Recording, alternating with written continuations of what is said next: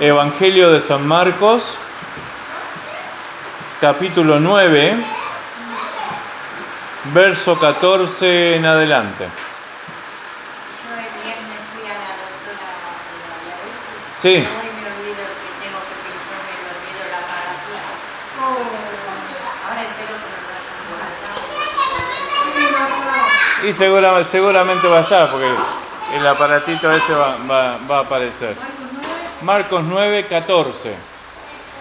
Marcos 9, 14 y vamos a ver qué... No me pude ni medir la glucemia, no tenía la tuve observación toda la mañana. Bueno, también le damos gracias a Dios porque bueno, tuviste ese inconveniente, pero hoy ya estás bien, no quedaste internada.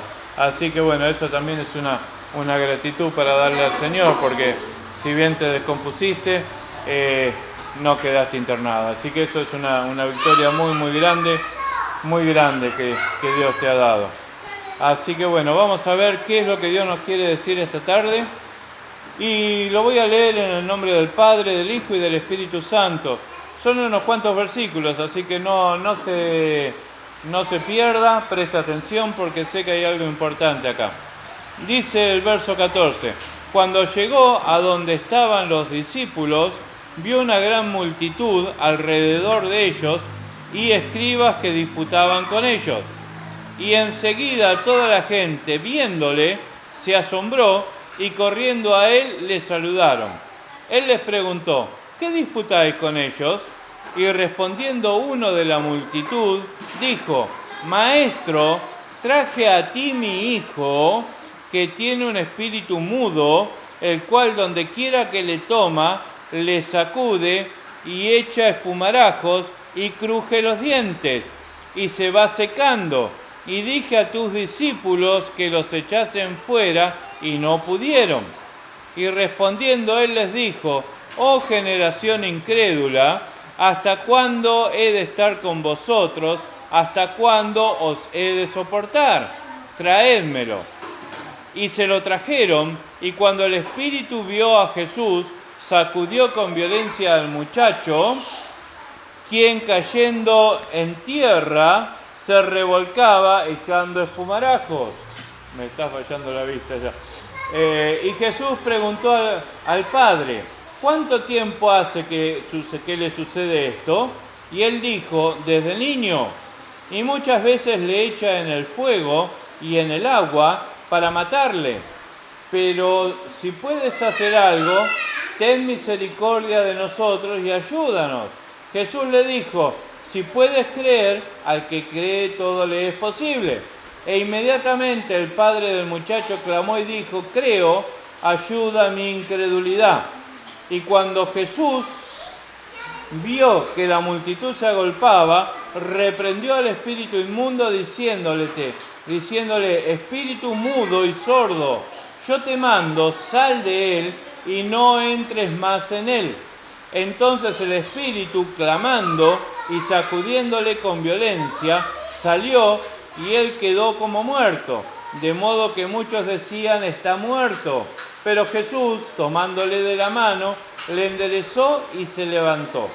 Cuando él entró en casa, sus discípulos le preguntaron aparte, ¿por qué nosotros no pudimos echarle fuera? Y él les dijo, este género con nada puede salir sino con ayuno y oración.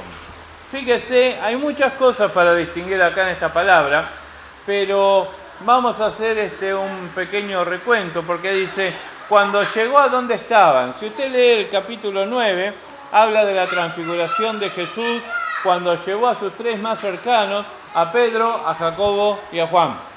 Pedro sabemos que fue el continuador de la obra de Jesús, no como dicen los católicos, que fue el primer papa, sino que cuando Jesús fue levantado de la tierra, él tomó las riendas de lo que era la iglesia primitiva en la zona de los judíos. Después en la zona de los gentiles fue Pablo, pero en la parte de los judíos fue Pedro. Entonces fue Jacobo, que era hermano de Jesús, que Jacobo después se le cambió el nombre y es el que escribió la epístola de Santiago. La epístola de Santiago es escrita por este Jacobo, hermano de Jesús, y por Juan, el discípulo amado. Y ahí se transfiguró y se vio la gloria de Dios. En él se vio cómo resplandecían sus vestidos, apareció Elías, apareció Moisés, y una voz del cielo, la voz del Padre, que decía: este es mi Hijo amado, a él oíd. Entonces, fíjese, Jesús venía de todo esto, y estos discípulos que venían con Jesús habían visto toda esta gloria y se encontraron este terrible problema que estaba aquí en la tierra, debajo de ese monte. Entonces, encuentran que hay los discípulos están discutiendo porque no habían podido echar un demonio. Porque el padre del niño, o del joven, porque no dice la edad, el padre del joven dijo: lo traje a ti. Pero fíjese, muchas veces nosotros nos acercamos a Dios, nos acercamos a Jesús con una visión equivocada. Muchas veces nos equivocamos cómo nos acercamos a Jesús. Porque el Padre le dijo, acá clarito está en este versículo, dice: Maestro, traje a ti mi hijo que tiene un espíritu mudo. Pero el hombre no se lo había llevado a Jesús, se lo había llevado a sus discípulos. ¿Se da cuenta? Entonces muchas veces nos acercamos a Dios con una visión equivocada. Nosotros pasa exactamente lo que este padre: traje a ti mi hijo. No se lo había llevado a Jesús, se lo había llevado a los discípulos. Después, entre medio de la conversación, el hombre se retracta y le explica lo del demonio, lo del espíritu inmundo. Dice: lo traje a tus discípulos y no pudieron echarlo fuera. Pero fíjese una cosa, este hombre ya estaba en contacto con Jesús, ya estaba teniendo un diálogo con Jesús, y ahí le fue abierto realmente el entendimiento en esto. Se lo traje a tus discípulos. Quiere decir que la confusión que este hombre tenía al principio, con esa comunión con Cristo, con ese contacto, con esa charla con el Maestro, desapareció. Entonces, ¿qué nos lleva primero a nosotros ver? Que nosotros necesitamos tener esa comunión con Dios a cada momento a través de Jesús. Como decía la hermana, ella va hablando sola en la calle porque va hablando con el Señor.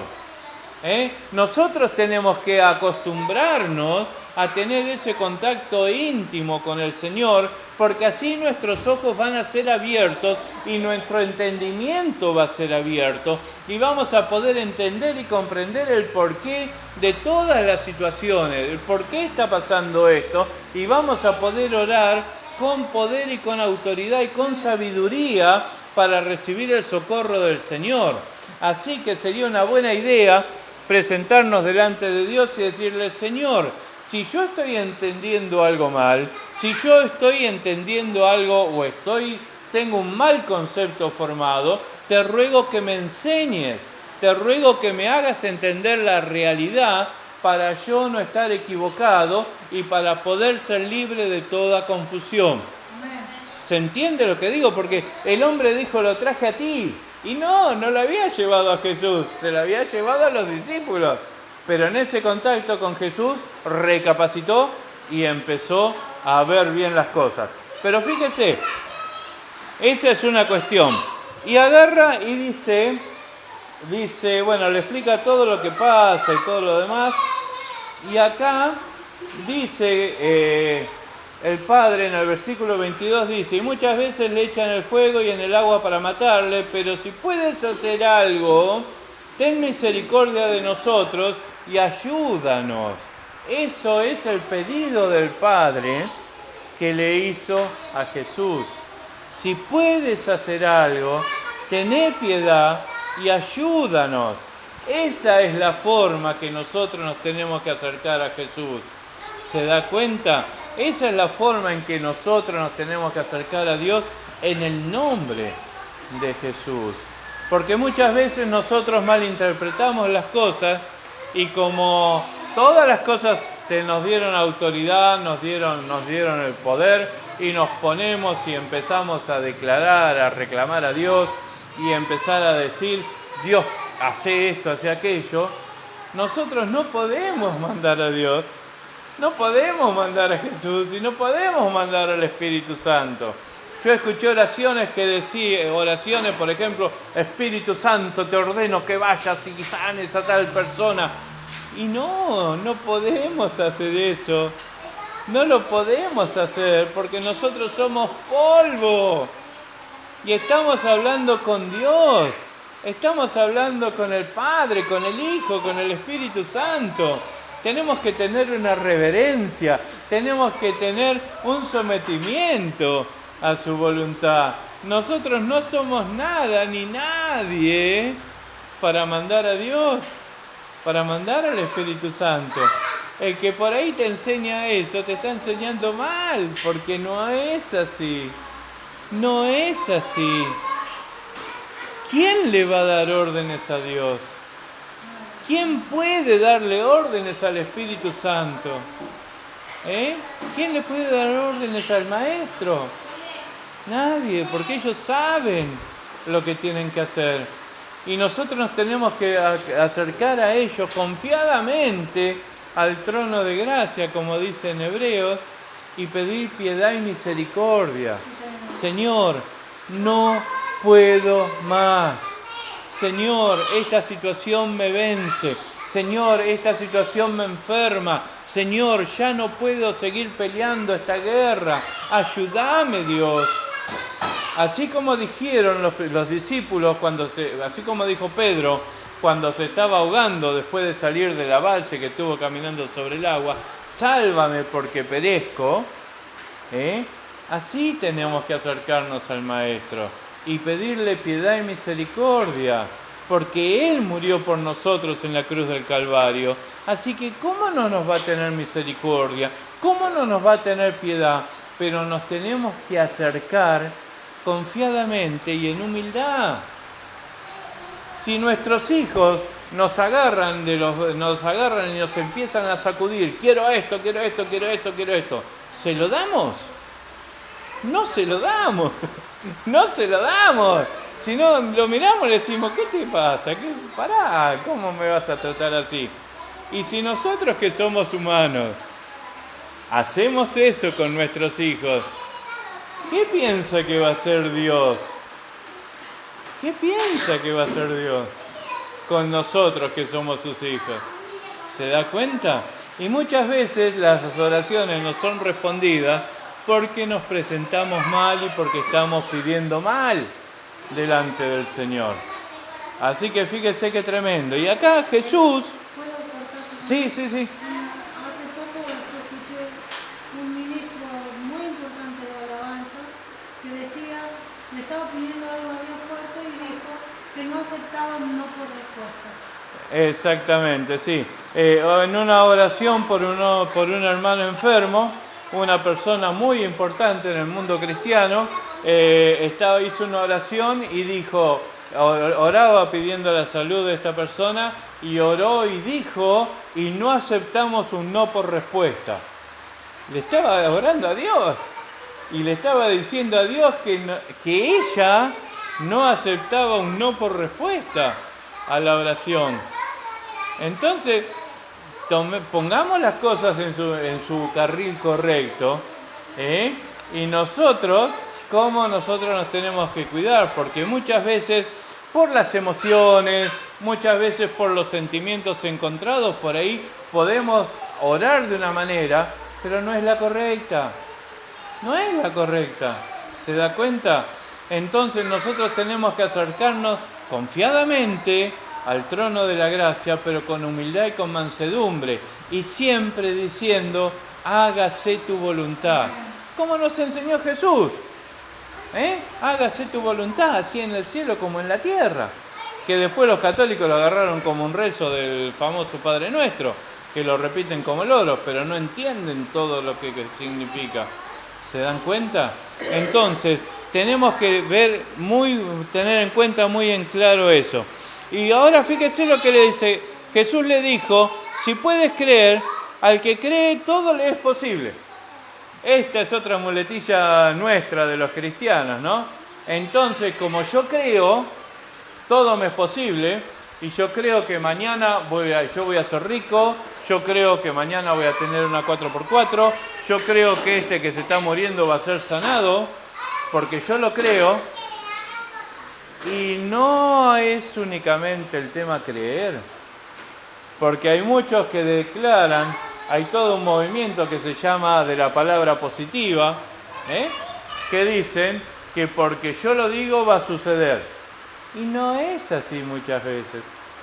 Muchas veces no es así, porque nosotros podemos declarar algo, pero está en la voluntad de Dios realmente el final de las cosas.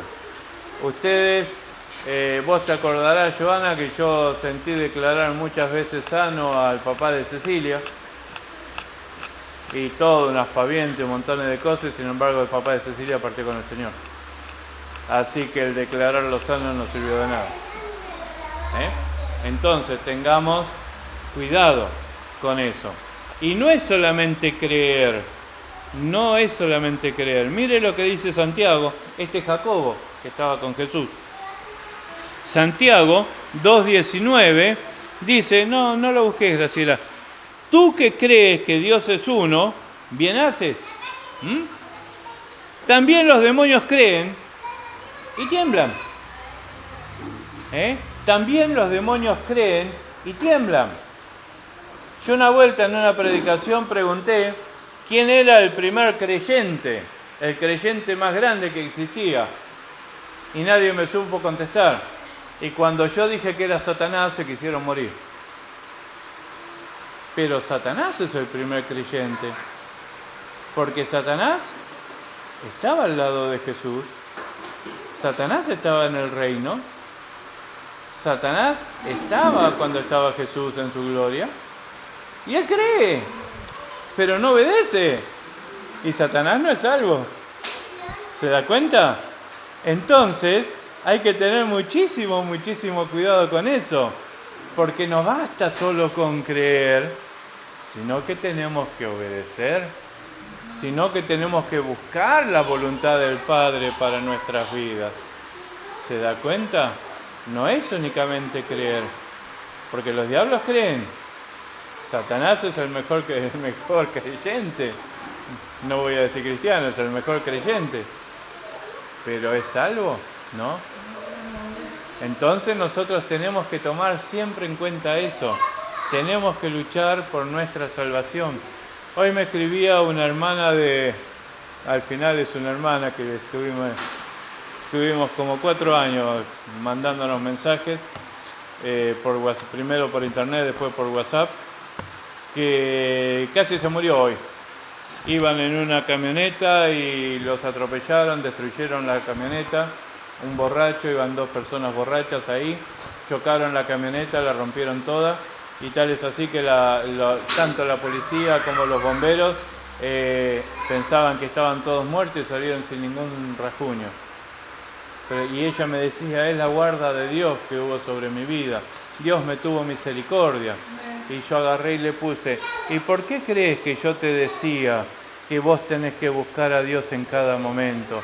Que vos tenés que pedir la guarda de Dios en cada momento, que el Señor te guarde a vos y a tu hija. Porque nos puede pasar cualquier cosa, como a vos te pasó ahora. Y me dice, sí, es una nueva oportunidad y es una segunda oportunidad y Dios me devolvió la vida. ¿Y saben lo que le contesté? No desaproveches esta segunda oportunidad, porque es una hermana que un día está acá, otro día está allá, va como todos, ¿no? Va haciendo zigzag, por ahí no va en el camino bien rectito, sino que va haciendo así. Pero tenemos que tomar en cuenta eso, que lo primero es nuestra salvación, estar en amigos con Dios, buscando su voluntad, buscando su sabiduría, para poder caminar como Él quiere que nosotros caminemos. Hoy estábamos hablando con Graciela de que muchas veces muchos no quieren el molde de Dios, pero Dios tiene un molde para nosotros, que tenemos que entrar o entrar. Y Graciela me decía que me hablaba de las 2 puertas, la puerta angosta y la puerta ancha. Si vos querés pasar por la puerta angosta y sos bastante gordito, pero espiritual, no de físico, y tenés rencores, odios, iras y montones de cosas más, no vamos a pasar. Porque es muy angostita la puerta. Y Dios quiere que nosotros seamos como Él quiere, no como nosotros queremos. Entonces, por eso nosotros nos tenemos que ir limpiando día a día. Porque las cosas de acá van a pasar, pero lo que queda va a ser eterno. Y eso es lo que nosotros siempre tenemos que ver. Así que ojo con eso, que al que cree todo le es posible, porque por ahí te la pueden vender un poco cambiada. Y lo interesante de acá, que es el centro de la predicación, porque todo esto son todas cosas que se van agregando, dice, e inmediatamente el padre del muchacho clamó y dijo, creo, ayuda a mi incredulidad. Qué tremendo, ¿no? Porque dice creo, pero se dice incrédulo. Entonces, ¿no le suena un poco raro eso? Y es la división que nosotros tenemos. Muchas veces nosotros creemos en Dios, pero por ahí creemos que no somos merecedores de la misericordia de Dios. Porque creemos en Dios, pero creemos que a nosotros no nos va a tocar. Creemos que por ahí Dios se olvidó de nosotros, creemos que por ahí Dios no nos perdonó alguna cosa que hayamos hecho en el pasado, y todo eso son engaños de Satanás. Porque la palabra me enseña que donde vos realmente te arrepentiste, las cosas viejas pasaron y fueron hechas todas nuevas. La palabra nos enseña que nuestros pecados fueron echados a lo profundo de la mar. Y acá también hay otra cosa. Muchas veces entonces la gente se olvida de las macanas que hizo antes. Pero no te tenés que olvidar. Tenés que acordarte para no volverlas a hacer. ¿Te das cuenta? Porque si vos te olvidás, te crees el super santo, el inmaculado, y entras a juzgar y acusar a todos los demás. Pero sin embargo, si no hubiera sido por Cristo, vos eras un terrible malandra. Terrible malandra éramos nosotros. Pero ahora, por gracia y misericordia de Jesús, nosotros nos creemos más santos y más puros que los demás. Y no, todos podemos caer, todos podemos pecar y podemos mandarnos un pecadazo tremendo. Pero nos tenemos que acordar lo que hicimos, no dándole una oportunidad a Satanás para que nos acuse, sino para no volverlo a hacer. ¿Se da cuenta? Para no volverlo a hacer. Y el hombre le dice, creo, ayuda a mi incredulidad, ¿no? Entonces el mismo hombre reconocía que había algo que le faltaba, que había algo de fe que todavía no tenía, que en algo era incrédulo y que en algo necesitaba el toque de Jesús. Y eso es bueno, eso es lo que nosotros tenemos que hacer.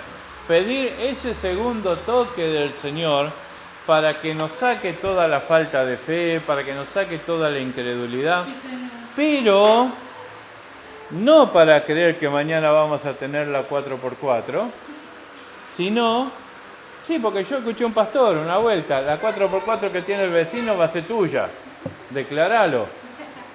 Y encima hoy es apóstol.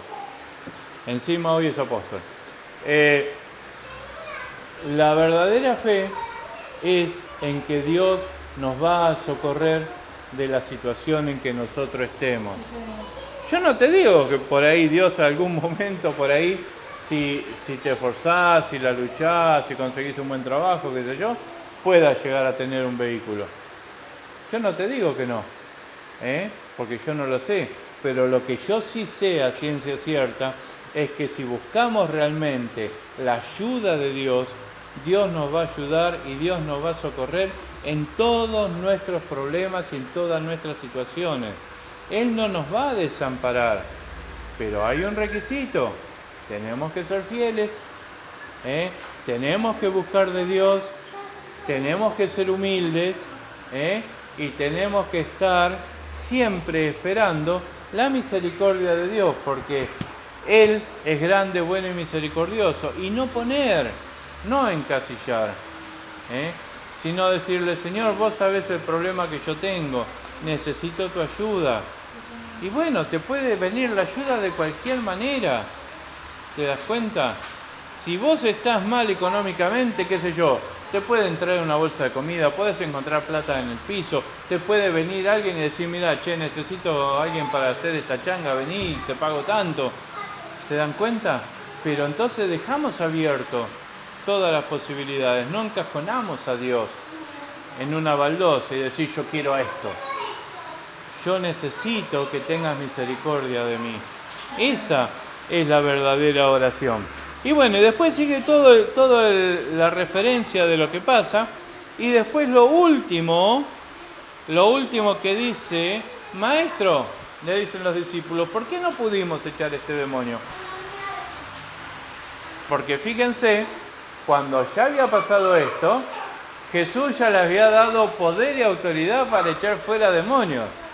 Ya los había mandado primero 12, de 2 en 2, lo habían recorrido la misión de los 12, los separó de 2 en 2 y los había mandado a recorrer a 6 lugares distintos. Después les había dado comisión a 70, que también fueran de 2 en 2, y les dio potestad de sanar enfermos, echar fuera demonios, todo lo demás. Y sin embargo no pudieron echar a este demonio. Y ellos le preguntan, ¿por qué no pudimos? Y fíjese lo que dice Jesús. Este género con nada puede salir sino con oración y ayuno. Dice que este género no puede salir si no es con oración y ayuno. ¿Qué quiere decir eso? El cristiano necesita una preparación espiritual. El cristiano necesita tener una vida adecuada y conforme a los lineamientos de Dios.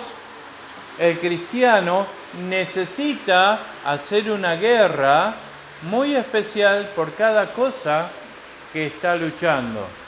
Si usted tiene, por ejemplo, una persona inconversa en su casa que le hace las mil y una, que le hace la vida imposible, ore por esta persona, ayune por esta persona, clame a Dios por esta persona, haga una guerra espiritual por esta persona. Pero si usted se cree que se va a quedar así con los brazos cruzados esperando que caiga la bendición, le quiero decir que está creyendo mal. Está equivocado. Porque si usted quiere una victoria, tiene que ir a la guerra. Eso lo escuché los otros días, no estabas escuchando algo, fue algo que me gustó mucho. Si querés victoria, salí a la guerra, decía un predicador. Y es verdad, la victoria se obtiene después de una batalla, después de una guerra. Hacé la guerra, hacé la guerra. El domingo pasado, creo que el domingo o el otro domingo se hablaba de esto. Si querés una victoria, salí a la guerra, peleala. Con mi señora nos cansamos de orar, ayunar, clamar, llorar a los pies de Cristo, porque nosotros hubo días que por ahí no teníamos nada, nada de nada. Éramos extremadamente pobres. No teníamos nada de nada y sin embargo tuvimos una pastora y un pastor que nos enseñaron y nos decían, ¿necesitas algo? Orá. ¿Necesitas algo? Orá. Y a mí se me caía la cara de vergüenza cuando por ahí agarraba y por ahí yo no tenía plata y le decía, mire pastor, yo necesito esto porque necesito comprar aquello. Y él no me daba la plata. ¿Sabe lo que hacía? Me decía, bueno, vení a mi casa que tengo que hacer este trabajo de electricidad. Y me enseñó a trabajar, no a pedir. ¿Se da cuenta? Y me enseñó a trabajar. Y cuando sabía que porque siempre andaba muy cerca de nosotros, porque teníamos muchos problemas nosotros. Y cuando veía que estábamos medio flojos, como él tenía la casa en construcción, me decía, vení, necesito que me hagas esto con electricidad. Y me pagaba. Y me pagaba más de lo que le cobraría a otra persona. Y con eso me ayudaba. Pero también me decía, orá, orá, orá, buscá de Dios, buscá de Dios. No te acostumbres a pedir, buscá de Dios, orá. No vivas de la misericordia de las personas, viví de la misericordia de Dios. ¿Se da cuenta? Nosotros somos hijos de Dios, somos hijos de Dios. Entonces, ¿por qué tenemos que andar llorando miseria? ¿Por qué tenemos que andar buscando de acá, de allá? Si tenemos dos rodillas para orar, si la palabra nos enseña, no te dejaré ni te desampararé. La hermana una vuelta contó que estaba que no me acuerdo con quién había discutido, qué sé yo, y no me acuerdo qué pasó, la cuestión que pudieron cenar esa noche y todo lo demás, porque fue misericordia de Dios, y ella testificó que Dios la había ayudado. Entonces, busquemos realmente de la misericordia de Dios. Busquemos de esa piedad, de esa misericordia, porque Él no nos va a abandonar, ¿se da cuenta? Pero si hay alguna incredulidad, busquemos para que Dios la saque, ¿se da cuenta? Porque nadie es mejor que nadie, ¿se da cuenta? Si bien la palabra nos enseña que todos somos iguales, todos tenemos distintas responsabilidades. Es distinto, si bien para Dios somos todos distintos, no es lo mismo una persona que está sentada en el último asiento a un pastor, a un diácono, porque son distintas responsabilidades, son distintos niveles espirituales, pero Dios ama a todos por igual y Dios abastece a todos por igual. Nadie hay con coronita acá. Si vos buscás, vas a hallar. Si pedís, te van a dar. Si golpeás, se te va a abrir. Son palabras de Jesús. Pero tenemos que entender y comprender que si hay algo que nos está jugando en contra, se lo tenemos que dar a Dios, sea lo que sea. Y tenemos que hacer esa lucha para que realmente Dios nos ayude con esa incredulidad y podamos ser libres y podamos recibir realmente toda la bendición de Dios para nuestras vidas. Eso es lo que nosotros tenemos que buscar. Tenemos que buscar ser libre de todo aquello que nos ata, de todo aquello que nos separa de Dios y buscar, porque la puerta se nos va a abrir. El poder de Dios va a cambiar nuestra realidad, pero tenemos que buscar. No nos olvidemos que este demonio no salía si no era con ayuno y oración. Algo le faltaba a los discípulos. Entonces, busquemos. ¿Tenés problema de salud? Orá, ayuná por tu salud. ¿Tenés problema con tu hija, con tu yerno? Orá, ayuná para que Dios los toque, para que no te hagan más la guerra, para que puedas ser libre de todo lo que te pasa. ¿Hay problemas en tu casa? Orá, ayuná, para que Dios cambie la realidad de tu casa, para que Dios cambie las mentes, cambie los corazones, despierte a tu familia. Orá, ayuná, buscá de Dios. Tenemos problemas en casa, oremos, ayunemos, busquemos más, porque al que busca, encuentra. Dios les bendiga.